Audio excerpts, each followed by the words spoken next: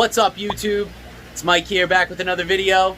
First off, don't forget to subscribe to the channel for notifications. Ring that notification bell, and if you like the video, please like the video. So I've got a bunch of changes that have happened over this past week, and I figured I would start right here with Pinky. If you notice, Pinky is now alone in this 210.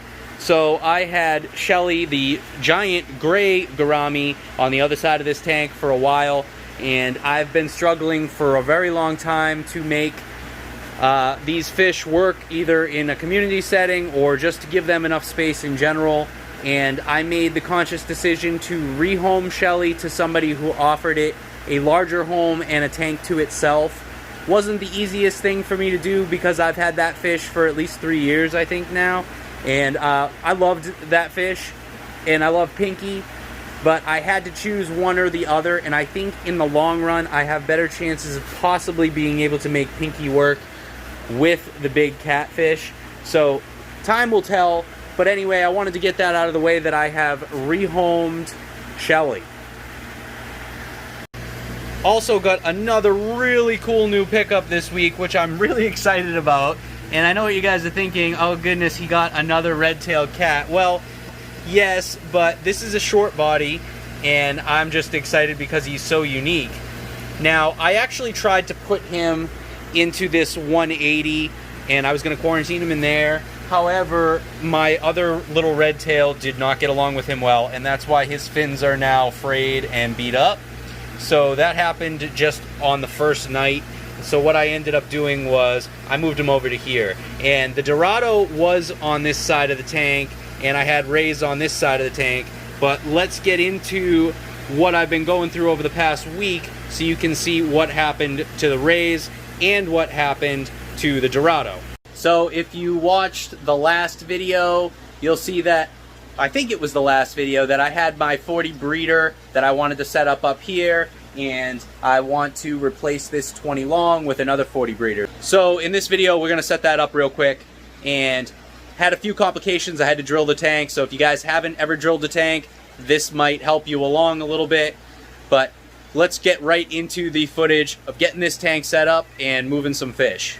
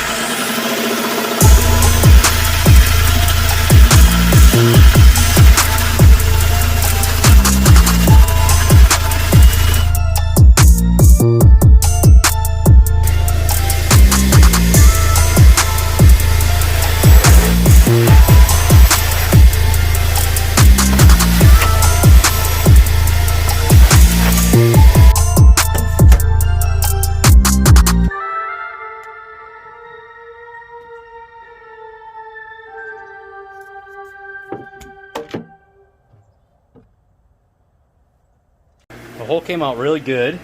There's very little breakout on the inside, which I like. Not that it'll matter anyway.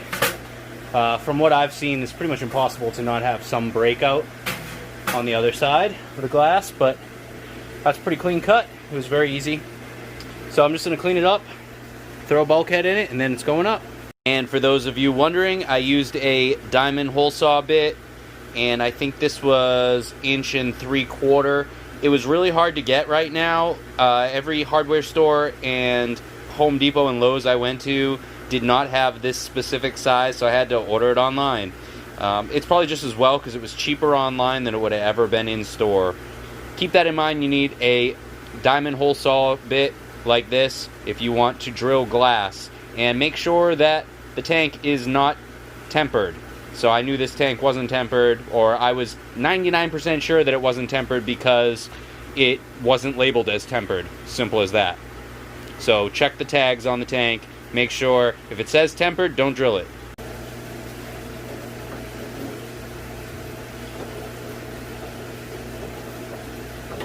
I love our chances. You know, it's been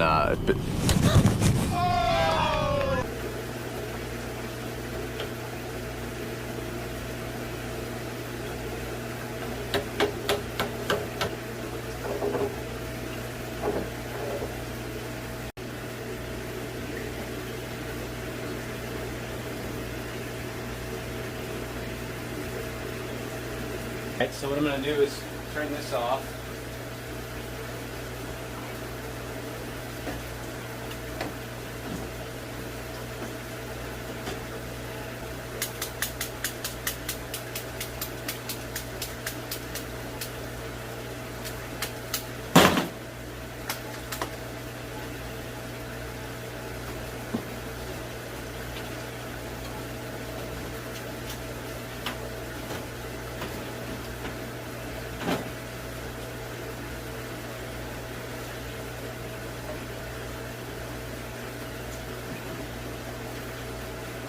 Nobody watched the video, but I did a video on an irrigation system that I set up to basically bring water outside, and I was plugging a hose in right to this connection. So instead what I've done is I plugged in a adapter for a hose adapter, this type of a vinyl hose adapter, and I'm just going to use this as my return now. I don't really drain out there, especially not in the winter, so oh well, I'm not going to probably use that anymore, so I'll put it to better use. Okay, so that is my feed, and I swapped out a zip tie on my drain line to not waste the hose clamp, because I didn't have enough hose clamps, and this doesn't really need it because it's not under any pressure, so still can't come off. And we should be good to go as long as that fitting doesn't leak. It's not really made to screw into that, but it was the only way I could do it right now. If I have to, I'll swap out fittings. We'll see if they leak or not. It's a good chance that one might. The one that I connected to the hose connection, it's not really the proper connection, but I'm going to try it anyway. Alright, all hooked up. I'm going to open it up and see if this leaks.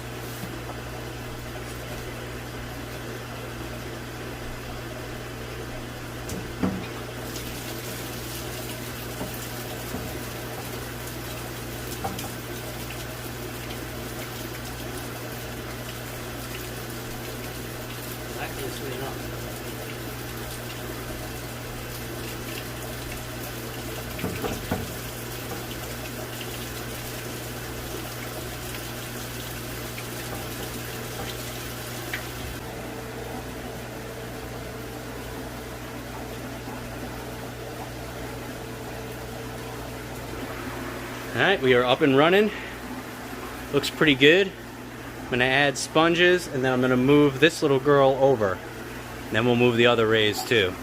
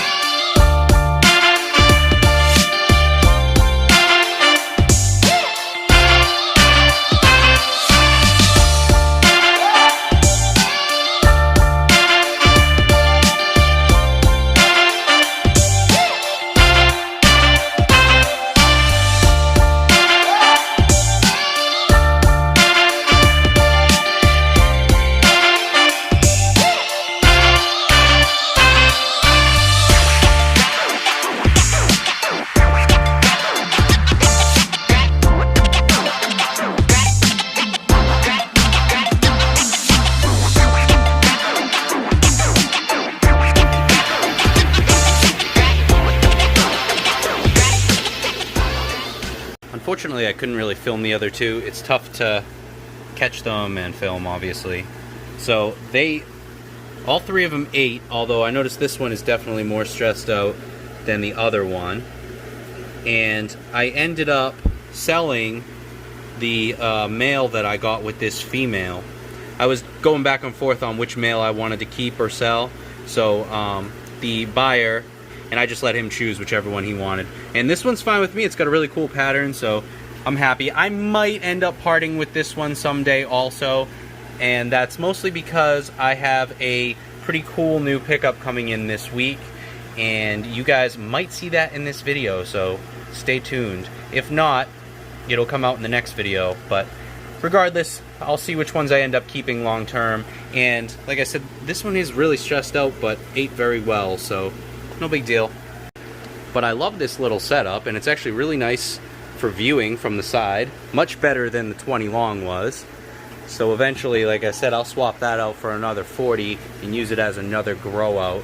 It's just one less thing to do water changes on. But I really like this. It's going to look really cool when it's balanced out, I think. With the other 40 next to it, I think that's going to be looking pretty cool. What I decided to do is I'm going to move the Dorado out of the quarantine tank and put him in here with the rays. And I gave him a tunnel that he can hide in to get away from them if there's any problem. But I've seen people keep Dorado with rays. I think he'll be fine. I was just being overly cautious, and they have enough space in here that I'll keep an eye on it, but I think they have enough space in here, it won't be a problem. Alright, temps are the same. I'm going to just be careful. I'm not going to talk while I try to move him because he's going to freak out. I really don't want him to hurt himself.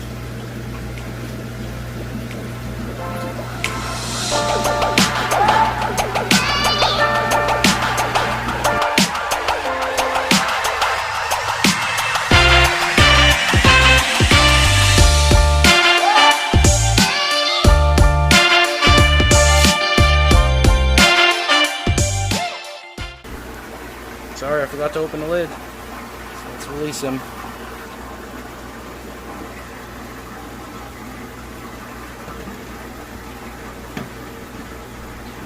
Oh, that ray went and bothered him right away.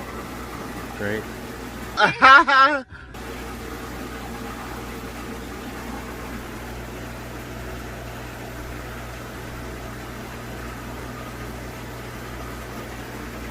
She doesn't seem interested.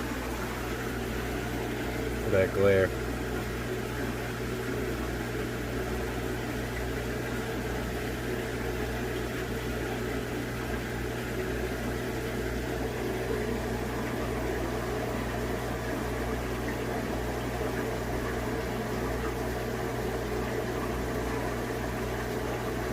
So I'm not gonna lie to you guys, when I started this video off, I showed some footage of that short body red-tailed cat and the quarantine tank. Well, I actually have something else on the other side of that quarantine tank where the other rays used to be, and I was gonna show it in this video, but I got a bunch of footage and I was thinking of doing an unboxing video of it. It's pretty special, at least to me, so I think it deserves its own video. So I'm gonna make you guys wait for the next video to see what I just got. So that about wraps up this one for now. I ask you guys, as always, to please don't forget to comment, like, and subscribe. And again, if you do like the video, and I will see you guys in that next video. Thank you.